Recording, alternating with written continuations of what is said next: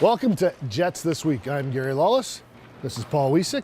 Those guys behind us are the Winnipeg Jets, and they are playing the New York Rangers later Friday night. Heading into the game, they are 5 points out of a playoff spot. They have 15 games left on the schedule. 12 of those games will come against playoff teams, and I believe 9 of those games will come against teams that are top 10 NHL teams. They've got to go to LA, they've got to play the Sharks in San Jose, they got to play the Ducks, they got to play the Penguins, they got to play the Bruins. All this suggests that it's going to be a tough task for them to move up those 5 points and to get in the playoffs.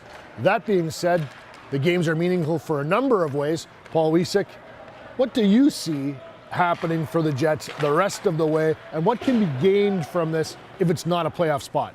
Well, let me be the glass half full guy. There you go. Nice. And that's not often I have that role, as you know, Gary. How about instead of them being on a 5-game losing streak right now, how about they're winless in the last 5? They've picked up 3 points along the way.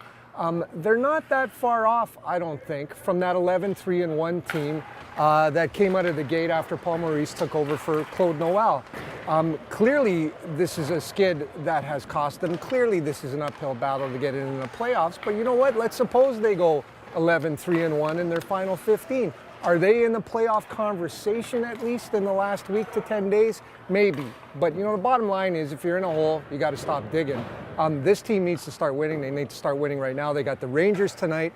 They got a monster game against Dallas on Sunday. I'm in St. Louis with them on Monday, and then they got Colorado here next Wednesday. They need at least 6 out of 8 points here.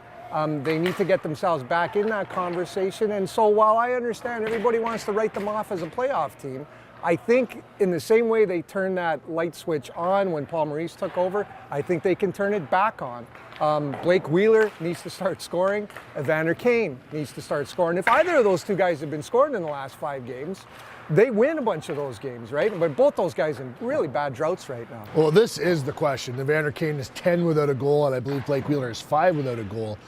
If they don't turn it around and go back to that early Mo magic or momentum, as we were calling it when Paul Maurice first arrived, what does that tell us about the Winnipeg Jets as a whole? I've got a package in Friday's paper looking at them from the bottom up in terms of organizational depth. But what about the NHL roster? If they don't get in, and if they don't go back to that hot streak that they had when Paul Maurice first arrived, what do we know about the Winnipeg Jets in terms of the NHL team, and what does Kevin Shovel-Dayoff have to do with them to get them, the NHL portion of this franchise, to the next step? Yeah, and that's an interesting question. And, I hearken back to when they turned things around so dramatically after Paul Maurice took over.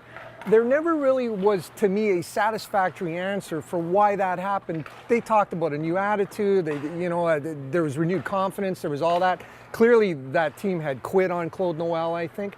But there was never really a very good answer for how come all of a sudden you're world beaters, how come all of a sudden you're 11-3-1. And I think as you look at how dramatically it's turned around the other way now in the last 5 games, there isn't a very satisfactory answer for that. So somewhere in between those two poles is the actual Winnipeg Jets. We got 15 games to see which pole they're going to gravitate towards as the season ends. When Claude Noel was fired, and he had to be fired at the time, there was no other choice for the organization. I argued at the time that it was still more about the players than it is about the coach, and we're seeing that again now, and it'll always be like that in the NHL. The coach is one man, he does certain things, makes certain decisions, but the players are the ones that lace up the skates and hold the sticks, and they determine in the end how they play and whether they win or lose. It'll be fun either way to watch. This is Gary Lawless, this is Paul Wiecek, this is Jets This Week.